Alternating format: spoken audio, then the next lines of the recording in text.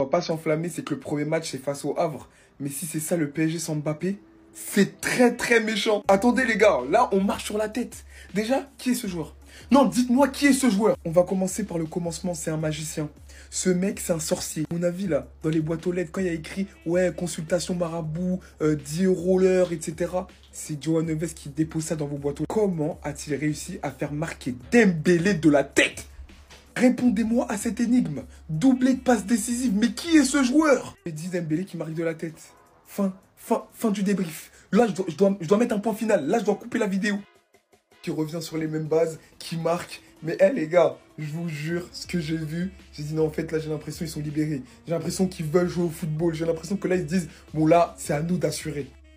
Le match, c'était un peu poussif, on va pas se mentir. Mais petit à petit, la machine PSG s'est mise en route. Et honnêtement, ça peut être très, très, très fort. Après avoir, les gars, c'est que le premier match, je le répète, mais en tout cas, je suis obligé de faire une vidéo sur Joao Neves. Je vais en parler. Non, parce que je vais en parler, là. Ça suffit, les joueurs comme ça. Oh, si Dembélé, il se met à marquer, putain. Victoire du Paris Saint-Germain 4-1. C'est incroyable. Ceux qui n'ont pas vu le match, vous pensez que le Paris Saint-Germain a écrasé le Havre. Alors que regardez bien, ouverture du score à la 3e minute. Ensuite, le Havre qui marque, bon, il n'y a même pas écrit à combien de minutes. Et là, 85, 86, 88. Luis Enrique qui rentre ses titulaires, Dembélé, Barcola, Marquinhos, le match bascule, emballé c'est pesé, ciao bonne vie. Joao Neves, auteur d'un doublé de passes décisives. Laissez-moi juste vous dire une bonne chose maintenant. Je dis pas ça parce qu'il a fait un doublé de passes décisives. Je comptais même faire une vidéo sur lui plus tôt dans la journée. Vous n'êtes pas prêt pour Joao Neves au Paris Saint-Germain, croyez-moi. Vous avez aimé Vitinha, vous n'êtes pas prêt pour Joao Neves. Retenez, je vous l'aurais prévenu. Je vous aurais prévenu maintenant. Je vous l'aurais dit. Le PSG qui est devenu une réelle équipe. Il y a un penalty qui est provoqué sur Randal Kolo Muani. T'as Dembélé qui va prendre le ballon pour lui donner. Et Vitinha qui va lui susurrer des mots doux pour lui dire bon courage.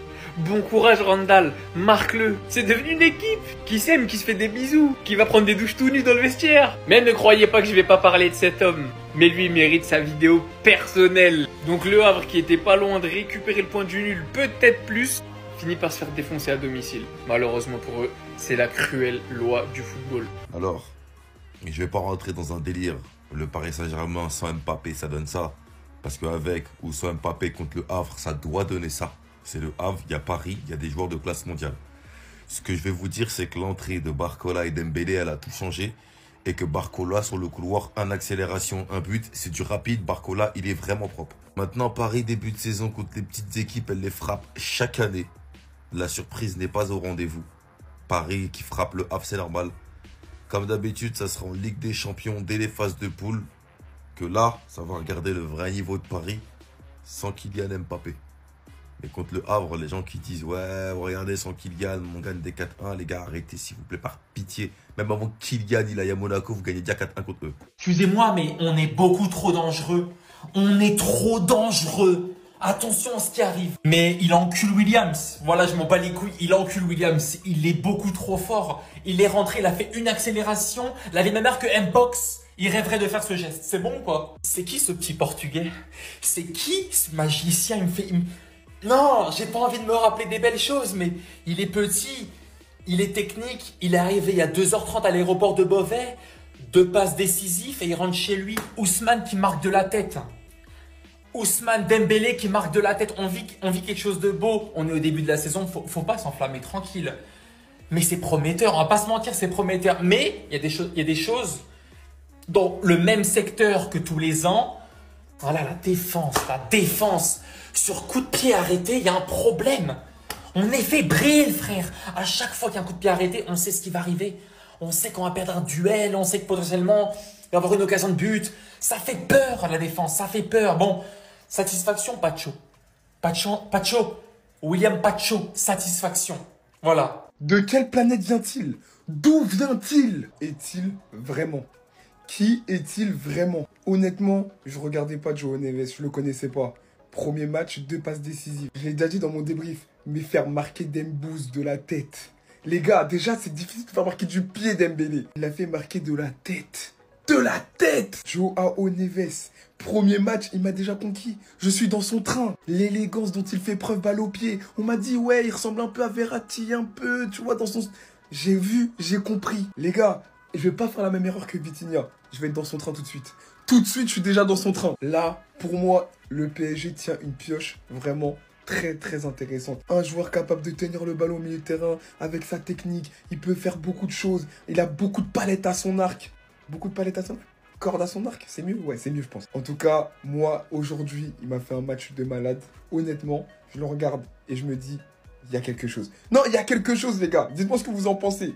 Les Lyonnais, c'est vrai qu'on est fiers parce que notre centre de formation, il a sorti des gros noms. Les Karim Benzema, les Nabil Fekir, les Alexandre Lacazette. Mais bientôt, Bradley Barcola fera partie de cette liste. Parce que les gars, on a formé une machine. Et ce mec va devenir quelqu'un de très très grand. Et tout ce qui lui arrive au PSG, je suis fier. Je suis heureux pour lui. C'est vrai que ça a mal fini chez nous, il y a eu des histoires. Mais moi, c'est passé. C'est passé. Un joueur d'un tel niveau, ça mérite le respect. Et ce qu'il fait à son âge, s'être imposé à Paris comme ça, t'es obligé. Et là, l'entrée qu'il fait, ça prouve tout. Tout son talent. Le but qu'il met, il va se le chercher tout seul. Tout seul. Là, cette saison, il n'y a plus d'Mbappé. Les gars, ça va être pour lui. Barcola, il sera titulaire tranquille sur son côté gauche. Il va nous sortir une saison de taré. Et franchement, tout ce qui lui arrive, c'est mérité. Et même si je suis lyonnais, les gars, je suis content pour lui. Et je suis content pour mes frères parisiens parce que profitez parce que vous allez bien manger sur les prochaines années avec lui. Mais pourquoi tu nous fais des blagues comme ça? Pourquoi tu fais peur aux gens comme ça en fait, Enrique? Moi, quand j'ai vu cette compo, les gars, me dites pas que j'étais le seul qui a douté. Parce que là, je me suis dit, c'est peut-être un des pires 11 que le Paris Saint-Germain est aligné depuis l'époque Qatari. L'un des, voilà, parce que c'est peut-être pas le pire. Une défense Zagué, Pacho, Beraldo. Bon, Vitinha, Zerembre au milieu de terrain avec Asensio. Mbaye, je connais pas, en 2008. Ramos, Lee. Cette équipe, à la mi-temps, ils s'en sortent avec 1-0. Et c'est là qu'Enrique, il a compris qu'il fallait arrêter de blaguer. Voilà, deuxième mi-temps, il fait rentrer les armes. Voilà, il fait rentrer les joueurs sérieux. Les joueurs qui seront des nouveaux cadres au Paris Saint-Germain. João Neves qui rentre à la mi-temps. Il drop 2 passes décisives pour une première à 19 ans, c'est énorme. Il fait marquer Dembélé de la tête. On est chez les fous ou quoi? Il fait marquer Dembélé de la tête. Première journée, Dembélé marque. Puis la passe décisive sur Barcola, bon, elle sera un peu plus anecdotique parce que Barcola, c'est lui qui fait la plupart du travail sur cette action. Il va faire ça spécial, hein, intérieur-extérieur, il passe entre 2 joueurs. Il va venir enrouler ça. Au final, le Paris Saint-Germain l'emporte 4-1 face au Havre. 3 buts en fin de match et c'est l'attaque qui marque. Ils ont même réussi à faire croquer Kolo Muani sur le penalty. Après bon, c'est lui qui la récupère. On pose de réelles questions sur qui allait marquer désormais au Paris Saint-Germain. Surtout qu'on a vu Gonzalo Ramos se blesser en première mi-temps. Et ben c'est eux qui ont décidé de faire le travail. Voilà. Ils ont pris leurs responsabilités, notamment Barcola, hein, qui après un superbe Euro, confirme qu'il peut devenir un patron. Et franchement, on sent toute la confiance dans son jeu, la percussion. Ouais, c'est terrible, c'est terrible. Et franchement, hâte de voir ce que ce Paris Saint-Germain va donner. Un peu moins bling bling. Mais pour une première, ça a été efficace. Voilà. Par contre, Enrique, s'il te plaît, arrête avec tes blagues. Voilà, s'il te plaît, arrête avec tes blagues. C'était pas nécessaire. Surtout que le Paris Saint-Germain s'est fait peur ce soir. Avec notamment des buts annulés. Oh là là là, mais quel match de Bradley Barcola. Le gars, il vient de rassurer tout un peuple. Il vient de montrer aux supporters parisiens qui n'ont rien à craindre après le départ de Kylian Mbappé. Luis Enrique aujourd'hui a voulu se compliquer la tâche en mettant ses meilleurs joueurs au banc, c'est-à-dire Ousmane Dembélé et Bradley Barcola, et il a bien senti. Parce que le Havre a failli tout simplement les chicoter. On te dit c'est le premier match du championnat. Au lieu de faire jouer tes meilleurs joueurs pour prendre en confiance et aussi prendre les 3 points face à une équipe abordable, non, toi tu veux te compliquer la tâche en mettant des Mbaye, des Zagué même. T'as vu ce qu'il a failli faire aujourd'hui? Heureusement que l'arbitre était là pour siffler, sinon il y avait but. Cependant, faut se dire la vérité, jusqu'à l'entrée de Barcola et Ousmane Dembélé, cette équipe du Paris Saint-Germain là était inquiétante. Ce Zahir Emery qui cassait tout en début de saison dernière, je sais pas où il est passé, le gars il est devenu nul, mais d'une manière. Heureusement que Ruben Neves est rentré pour un peu tranquilliser ce milieu, parce qu'à part Vitinha, il y avait personne qui voyait le jour. Asensio, je compte même pas le nombre d'occasions qu'il a eu. Il a tellement eu de caviar de la part de Vitinha, mais à chaque fois, il arrivait devant le gardien et il faisait n'importe quoi. La seule recrue qui m'a vraiment impressionné aujourd'hui, c'était Pacho, que ce soit en termes d'assurance, en termes d'agressivité, il est trop fort. C'est vraiment le remplaçant idéal à Kipembe. Je pense qu'après ce match-là, Luis Enrique va plus reproduire cette erreur-là. Le prochain match, vous allez voir, Barcola et Ousmane Dembélé seront titulaires. Franchement, qu'est-ce que tu as voulu faire? Parce que qu'on se dise la vérité, sans Barcola et Ousmane Dembélé, c'est pas Kolo Muani qui va te faire le boulot. Heureusement que Likangin était là pour un peu faire peur au Havre, parce que lui là, les gars, si vous comptez sur lui, votre saison est déjà morte. Quand je pense aux 90 millions que vous avez claqué sur lui, parfois j'ai mal pour vous.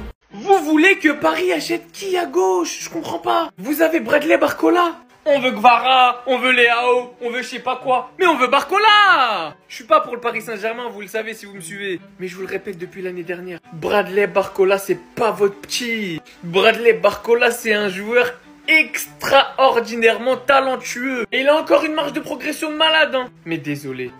Barcola, ça c'est son but. Un petit enroulé, juste caresser délicatement. But. 4 images, un mot.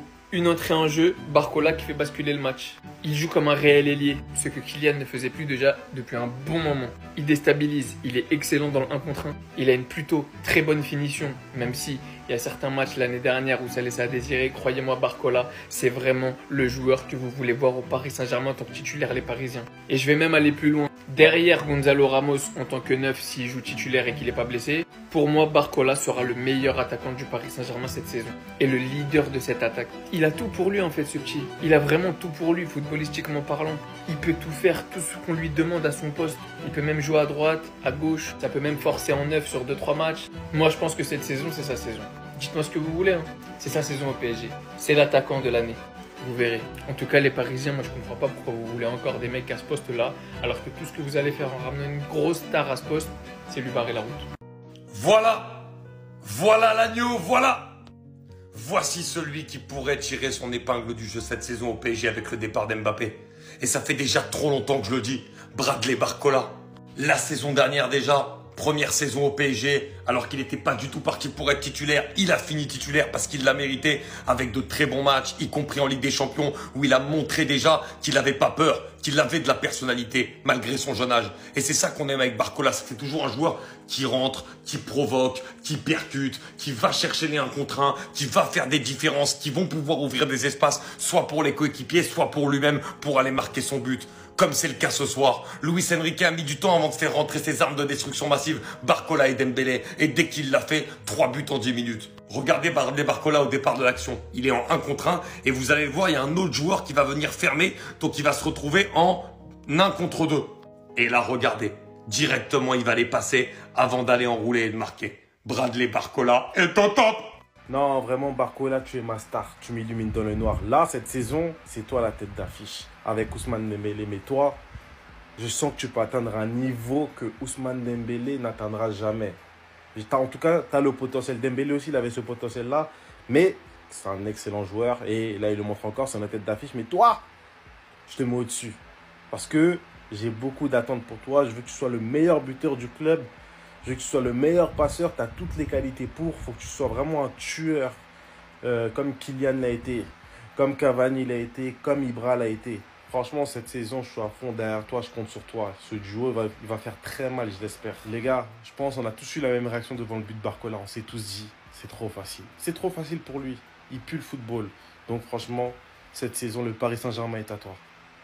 Je sais pas vous, moi j'aime bien. Je sais pas vous, moi j'aime bien les frères. João Neves ce soir, XXL MVP, le plus beau, le plus fort, le plus doué. C'était João Neves. Bon, évidemment, j'avais déjà vu jouer aussi bien en sélection qu'avec Benfica. Je regarde un petit peu de Liga NOS, excusez-moi. Donc j'avais déjà vu jouer. Mais les frères, en fait, là, il y a un rôle nouveau et un rôle que j'apprécie énormément. On s'attendait tous à ce qu'il joue 6, à ce qu'il joue Sentinelle. Pas du tout, les frères. C'est Vitinha qui a joué 6, Neves a joué 8, voire 8,5 les frères sur certaines phases. Même par moments, il était un petit peu milieu gauche, si je puis dire. Et que dire, les gars, il a été tellement précieux, techniquement, tactiquement, beaucoup trop fort, les frères. Vous le saviez, on disait qu'il manquait cette créativité au milieu de terrain. On manquait de joueurs techniques. On n'avait que Vitinha en réalité.